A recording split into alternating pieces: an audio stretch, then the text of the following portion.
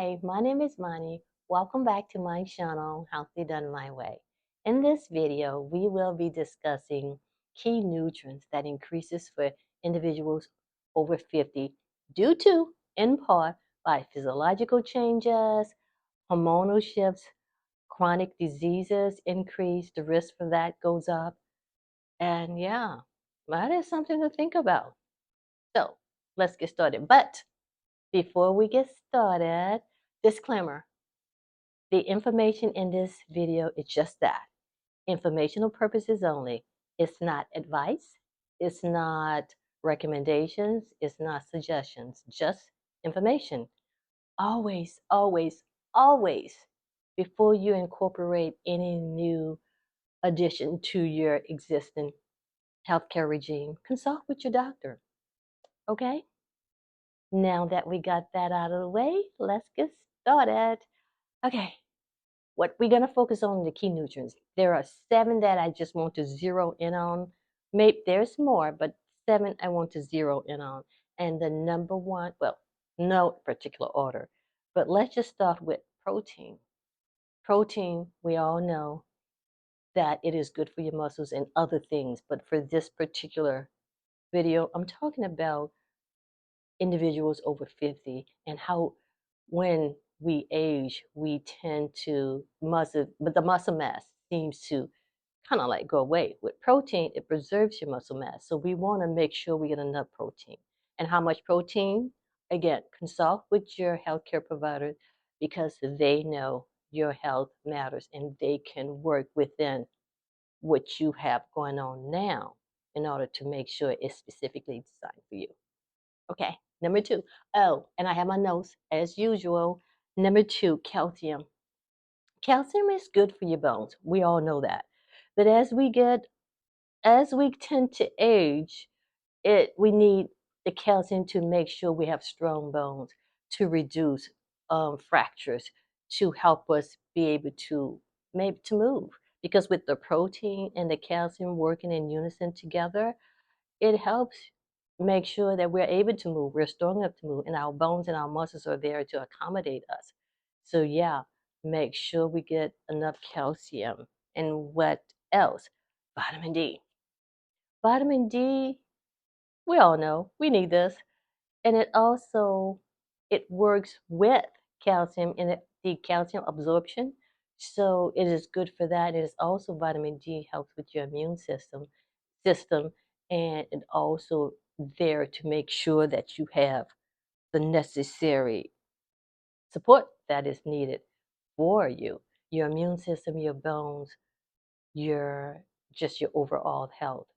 And it helps because if your immune system is working, then you tend to be healthier. Okay? And I tend to, with the protein and the calcium, I get mine from, because I'm whole food plant based, I get mine from vegetables and nuts and seeds and beans and tofu and what have you. So, but again, you speak with your healthcare provider because, and I keep saying that, and I will keep saying that because I want you all to be able to be advocate for yourself, but at the same time, be careful. And we don't want to just adopt anything into our healthcare regime, which will cause us to have more illness or ailments. Okay. Okay. The next one is B12. B12 helps with anemia. B12 helps with memory. B12 support our brain health because as we age, our brain need more of certain nutrients, which I'm recommending now, but overall, our overall health. And with B12, we need that in terms of, again, our brain health, the memory part to help us to cope with different changes within our body. And if we're feeding it the right things, then we are healthier. Yeah. And two, you know, with B12, it is really important. While there are many other benefits from B12, but basically with the memory and the confusion that sometimes accompany people, individual as we age, then we want to make sure we're feeding it the right thing. And yeah, we need to include that. And the next one is, and that's number 5, omega 3s. Omega 3s are really good, and I love these. And I just found out about omega 3s. I knew about it, but I just started doing research about omega 3s maybe about 3, 4 years ago. And they promote brain health, skin health, heart health. It's just like a power pack. And I just say, wow, this is really good. Knowing this, because if we know, most of us, if we know better, we'll do better. And taking this knowledge and applying it, which comes the wisdom. Yes, we need the wisdom with the knowledge. Okay. And it helps with memories, B12, omega 3s. It produces, oh, this is a good one, and this is why I have my notes. It produces, it reduces menopausal symptoms. It energizes us. It's bone health, works with protein, works with calcium, work with the vitamin D, and see how they are connecting, see how they're coming together. They're working in concert with each other. And that's the beauty of how God created our bodies to get what it needs and then heal itself. I just love it. And the next one is fiber. Now, this is my all time favorite, okay? Fiber is like a superhero. I mean, it gets in the, it feeds your gut, it supports your gut. And oh, and this is a good one. I'm getting excited about this, but your gut, did you know that about 70% of your immune system is in your gut? So if that's the case, what we feed it, we have to pay attention to, like fruits and vegetables. And again, informational purposes only, but fruits and vegetables, beans, lentil, whole grains, not refined grains, and the like. It gets in there and it feeds the good bacteria because we have bad bacteria as well. However, whichever ones you feed, that's the one that will grow. And if you're feeding your good bacteria, you're supporting your immune system. You're supporting other areas of the organs of your body, the bloodstream, as the nutrients and vitamin goes into your bloodstream and just deploy those wonderful vitamins into the different organs and the heart, the brain. Just the like of me, just the like. I'm getting about this. But it's amazing what the gut does for your overall health and your overall body. It is like a command center. It works with the brain. It's called, what is the brain gut axle? Yeah, axle. Yeah, and they work in unison with each other. I've been using that word a lot.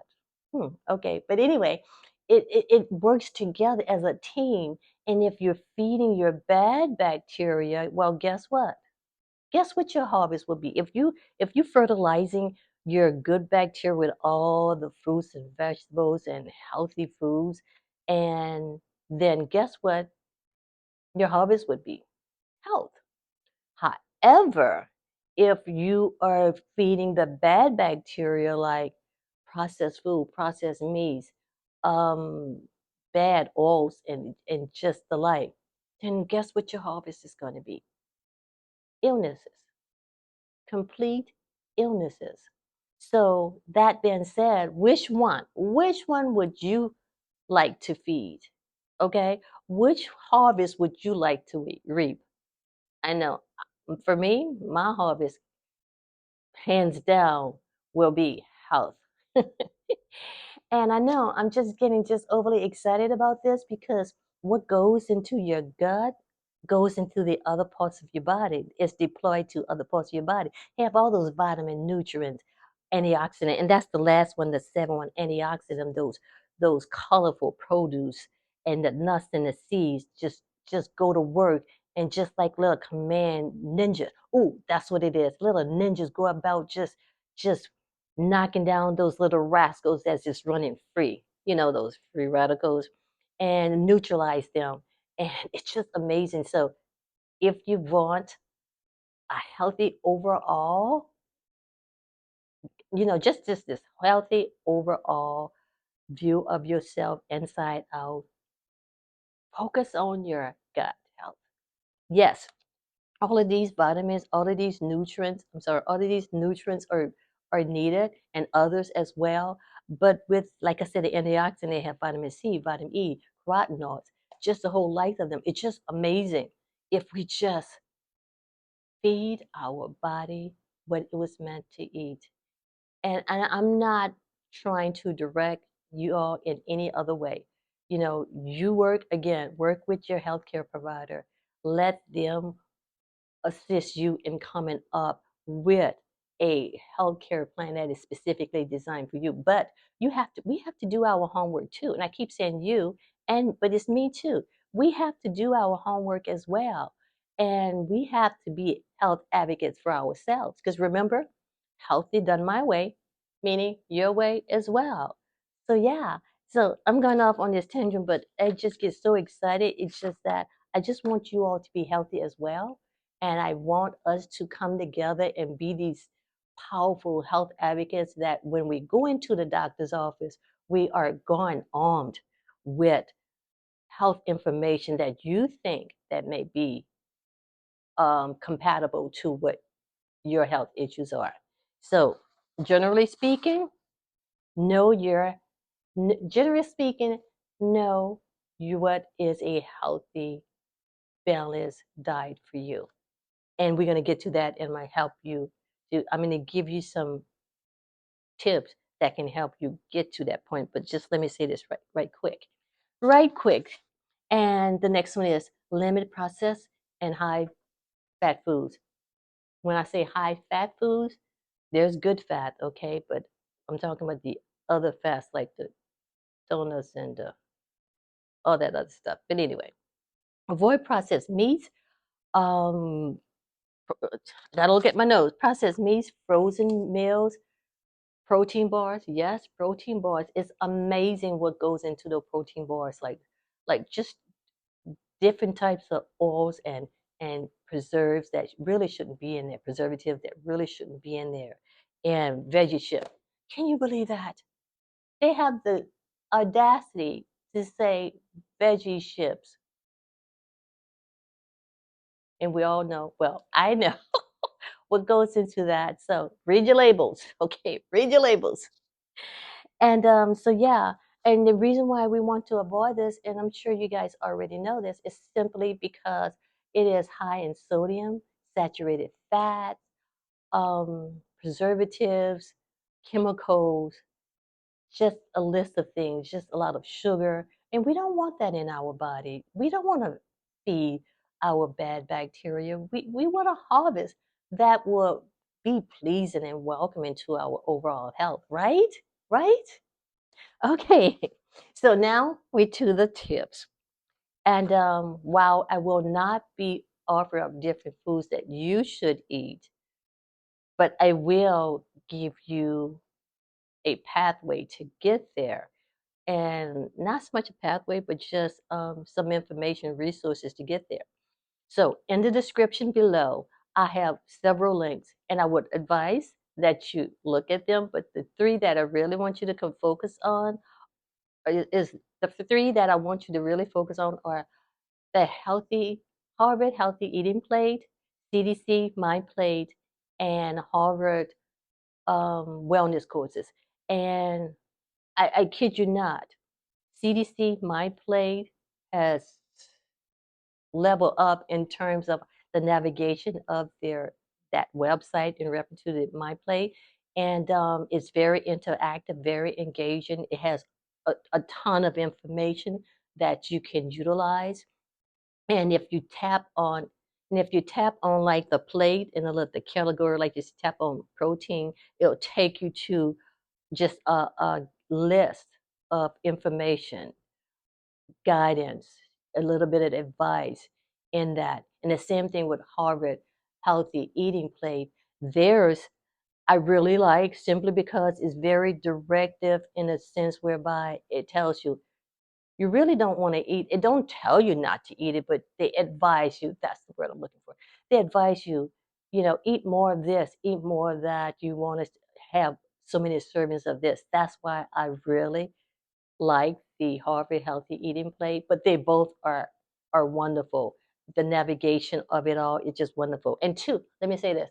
What I like about the Harvard Healthy Eating Plate is if you click on their little plate, and if you click on a category, say protein again, then it'll give you a list of foods just in that little area, a list of foods of what you possibly could eat and what you might want to stay away from.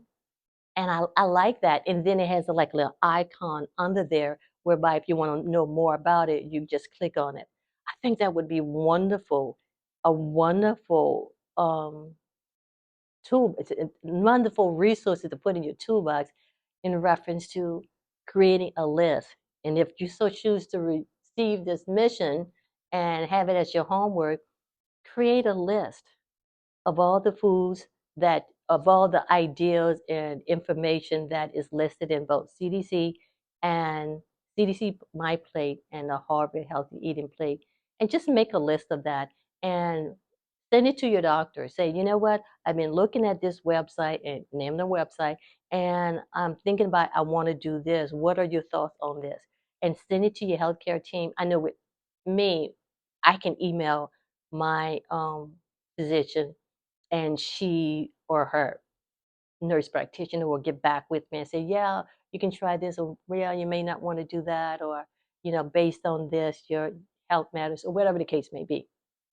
So if you send that to them, and then you can start empowering yourself to be more of a advocate for yourself in terms of you taking part in your health, you taking part in doing what needs to be done for you.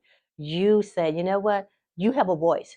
So do the research, receive the information, look at it, and whatever resonate with you, then talk with your doctor about it, and you guys come up with a plan that is specifically and just designed for you. So let me know what you think about that, and let me know which one you like: CDC plate or my plate or Harvard Healthy Eating plate. And one more thing, because I like to ramble, but one more thing, the Harvard, what is that? Harvard wellness courses. I, you know, I would give it a try. I mean, there are so many there. There are several what free courses, inexpensive, but then the ones that you pay for, the ones that I really like, they're like $30. And they take you through. It's my understanding they take you through step by step, discussing, giving you guidance, giving you, points on how with stress, maybe sleep, maybe you having joint pains or the like or stress. I said that stress, but they take you different nutrients as well, courses in that, and it's like $30. So think about that. So okay, I think that's it. So if you have any questions or you have any suggestions, put it in a comment below. Let me know what you think. Thank you so very much. I really appreciate you guys spending time with me and just listen to me ramble like I do. And yeah, so until the next time, I'll talk with you later. Bye.